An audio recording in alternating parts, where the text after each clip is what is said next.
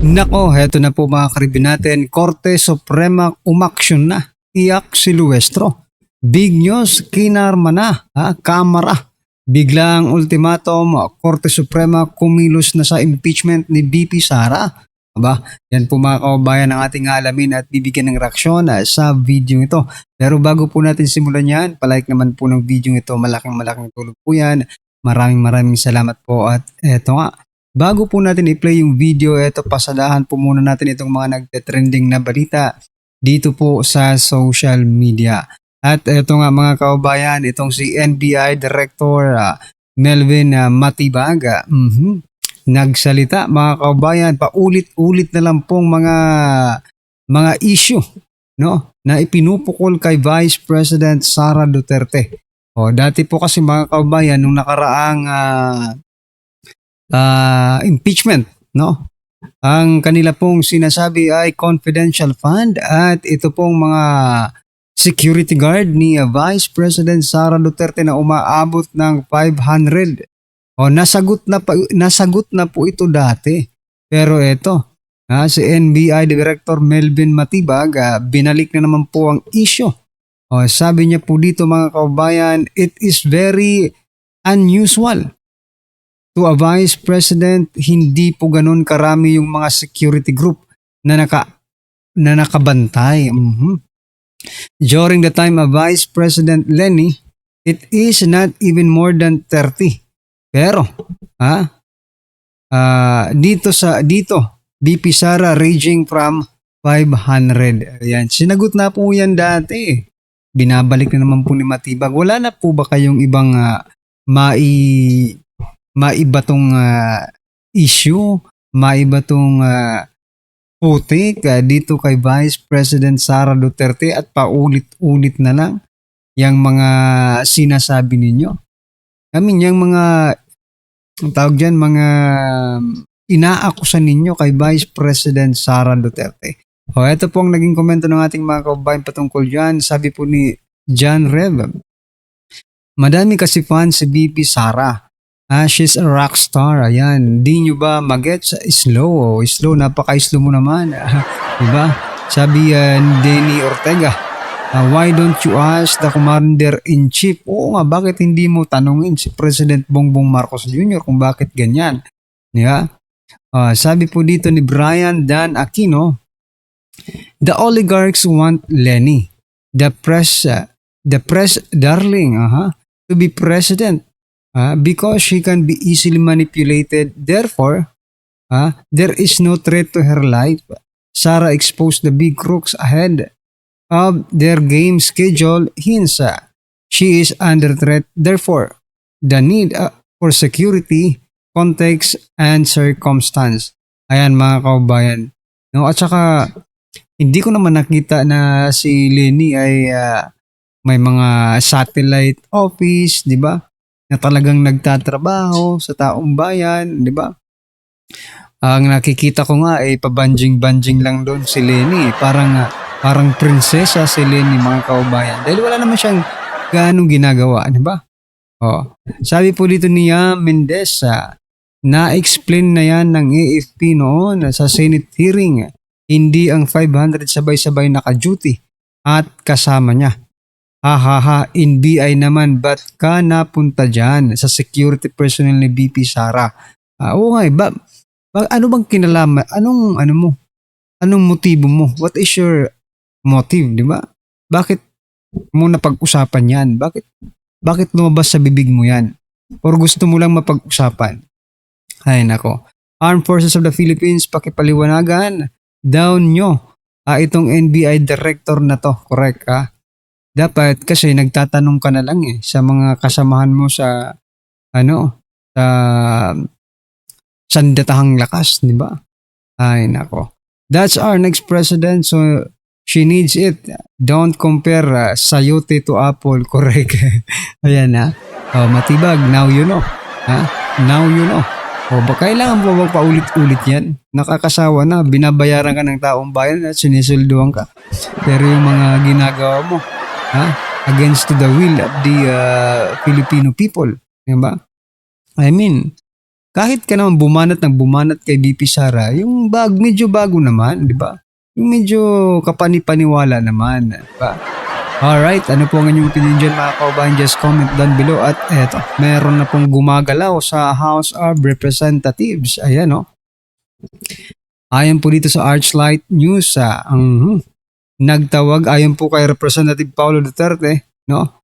Nagtatawag na daw ng mga staff sa mga chief of staff ng mga congressman na bumoto, or nagtatawag na daw ng ang mga staff sa mga chief of staff ng mga congressman na bumoto para sa impeachment kung hindi ay tatanggalin ang buong GAA ng kanilang distrito. Aba, matindi ito mga kaubayan.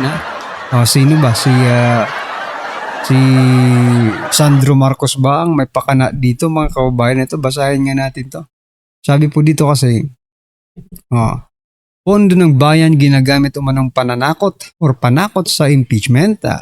Mariing binatiko si Davao City 1st District Representative Paulo Pulong Duterte ang umano'y political blackmail. Ayan sa likod ng impeachment laban kay VP Sara Duterte. Ayon sa kongresista, may mga ulat na tinatakot ang mga mambabatas at tatanggalan ng pondo para sa mga proyekto or yung GAA. Okay?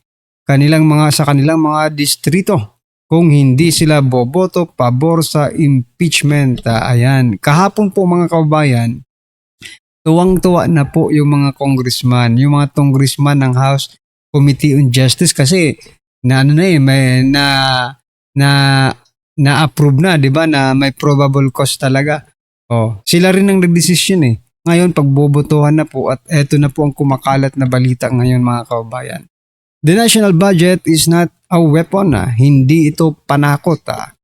Ani Pulong, binigyang din niya na ang mga pondong ito ay para sa patubig, paaralan, tulay at social services na direktang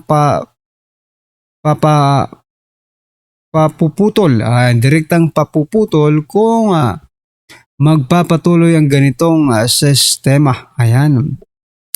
Nagtatawag na daw ang mga chief of staff sa mga chief of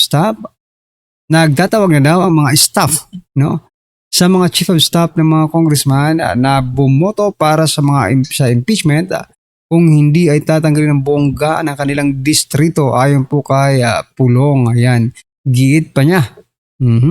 Ang mga pondong ito ay hindi basta-basta kung didirektang napupunta sa mahalagang proyekto para sa mamamayan.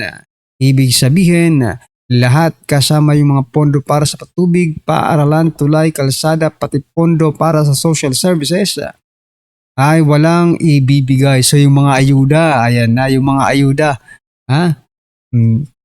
Delikado na naman.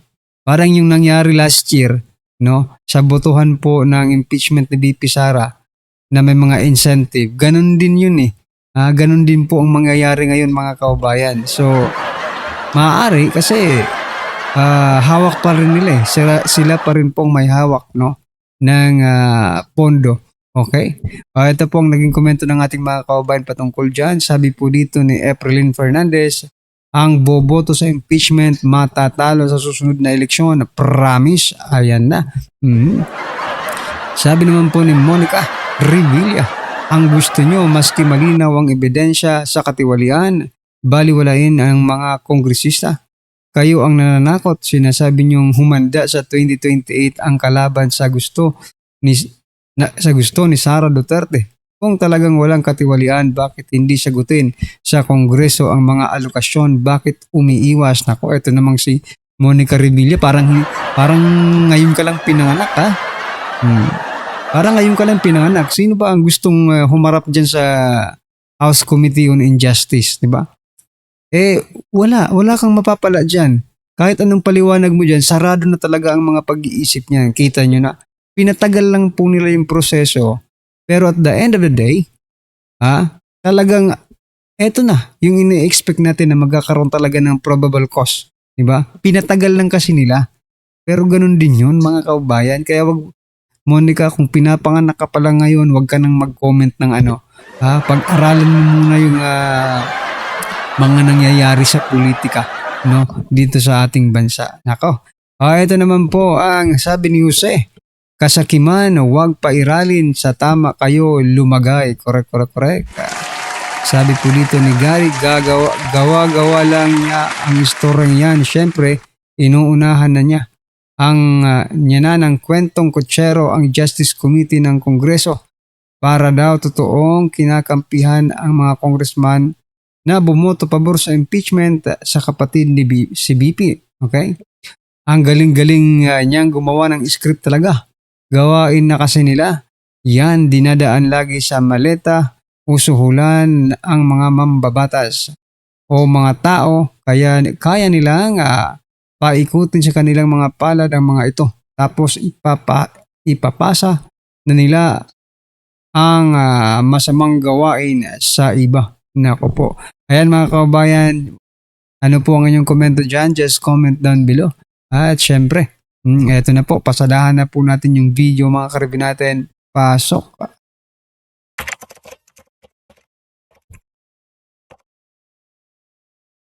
Ito ang balitang dapat malaman ng taong bayan na tila pilit tinatago at pilit ayaw umanong ipalabas ng mga bayarang media sa publiko. Sadyang tunay talaga na ang lahat ay may hangganan at kahit kailan hindi mananaig ang kasamaan laban sa katotohanan dahil matapos nga ang ikinasang mini trial sa impeachment proceeding ng mababang kapulungan ng Kongreso, Korte Suprema tila kikilos na muli patungkol sa impeachment case ni VP Sara Duterte at di umano'y De Lima 2.0 na si Jinky Luistro. Tila sobrang kahihiyan ang inabot sa Kongreso matapos ang malaking pasabog ni VP Sara Duterte sa ikinasang mini trial ng ilang mga buwayang nasa Kongreso. Ano kaya ito? Ating alamin. Pero bago tayo magpatuloy, kung bago ka pa lang sa aking channel ay huwag mo nang kalimutang mag-like, comment at mag-subscribe para lagi kang updated sa mga susunod nating video. Tila sobrang kahihiyan umano ang inabot ng Kamara sa ikinasang mini trial o impeachment hearing laban kay VP Sara Duterte matapos nga itong hindi sumipot sa naturang pagdinig na siyang pinangungunahan ni Jinky Luistro. Kaya tila nabulilyaso umano ang mga plano nito dahil wala nga itong napala sa naturang pagdinig. Ayon pa nga sa kumpirmadong balita, source online, Korte Suprema pinakukomento ang Kamara sa petisyon ni VP Sara. Naglabas ng mahalagang hakbang ang Korte Suprema kaugnay ng petisyong inihain ni VP Sara Duterte laban sa nagpapatuloy na impeachment proceeding sa House Committee on Justice. Ayon sa opisyal na press briefer ng Korte Suprema, pinagsama ang mga kasong inihain ni Atty. Israelito Torion at VP Sara Duterte at inutusan ang mga respondent kabilang ang Kamara na magsumite ng kanilang komento sa loob ng 10 araw. Nilinaw rin ng Korte Suprema na ang mga petisyon ay kumo-question sa constitutionality ng impeachment proceedings laban sa Vice Presidente. Matatandaang naghain ang kampo ni VP Sara ng petition for certiorari and prohibition upang ipatigil o questionin ang umano'y paglabag sa tamang proseso ng impeachment sa Kamara. Sa kasalukuyan, nagpapatuloy pa rin ang impeachment proceeding sa House Committee on Justice habang sabay na tinututukan ang magiging desisyon ng Korte Suprema sa nasabing petisyon. Sa gitna ng mga kaganapang ito, lalong tumitindi ang usapin hindi lamang sa nilalaman ng mga aligasyon kundi sa legalidad, proseso at hangganan ng kapangyarihan ng bawat sangay ng pamahalaan. At para sa buong detalye ng balita, narito't panoorin pa natin ang full video. Sinasabi ko sa inyo na isa na namang pag-divert nila. Wala namang umaamin eh. Ito sa mga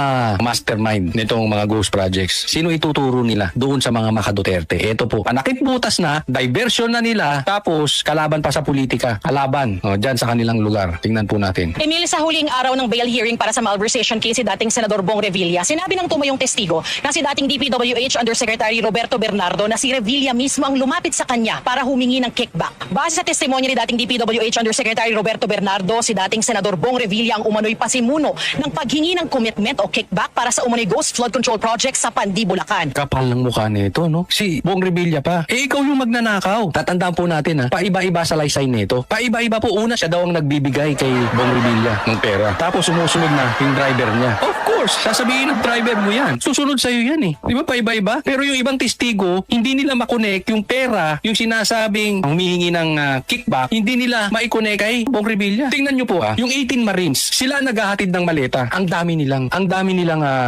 ebidensya. Ito walang ebidensya, oh. Sinabi yan ni Bernardo sa kanyang pagharap sa bail hearing ni Revilla sa Sandigan Bayan 3rd Division para sa kasong malversation. Sabi ni Bernardo, nasa 500 milyong piso ang binigay niyang commitment kay Revilla. Commitment daw ang tawag sa porsyentong kinukubra ng proponent ng proyekto o ng senador o congressman.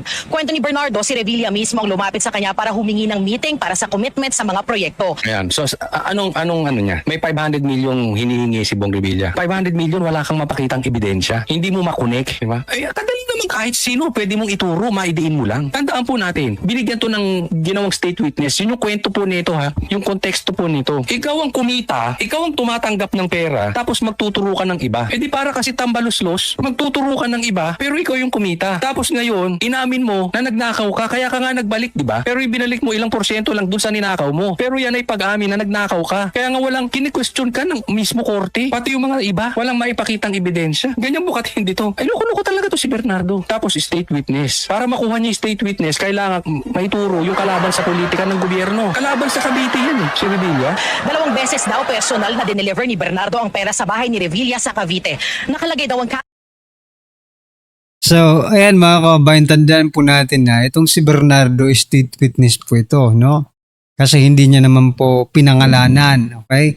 Hindi niya naman po nasambit, no, sa mga hearing si Romualdez at si BBM, okay? Pero ito pong 18 Marines, si Diskaya, di ba?